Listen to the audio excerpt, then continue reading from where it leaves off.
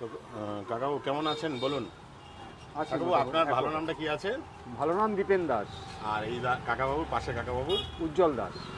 বাহ, আপনার কি ছোটবেলারই বন্ধু? হ্যাঁ, তো এই যে একটা আমরা পাড়ার। এখন দেখছি যে যেখানে আমাদের 1 বছরের বন্ধুত্ব টেকে না, আপনাদের এই দীর্ঘ ছোটবেলার বন্ধু নিয়ে ব্যবসা ঠিকঠাক হচ্ছে তো? হ্যাঁ হ্যাঁ। কোনো মনোমালিন্য হচ্ছে না না? না, বাহ। আর আপনাদের এই দোকানের বয়স কত বছর? 22 বছর। 22 বছর। তার আগে কি আপনারা এই প্রফেশনালই ছিলেন না অন্য? না, অন্য প্রফেশন। তো আমরা আজকাল দেখছি যে আপনার বাঘাযতীন নেই, তো আরও পরোটা দাদা আছে, তারা অলরেডি 4,000 কোটি 400 কোটি ফেস ভ্যালু। তো আপনারা দেখছি চুপচাপ ছিমছামভাবে সুন্দরভাবে দুই বন্ধু ব্যবসা করে যাচ্ছেন, বিষয়টা যদি একটু বলেন।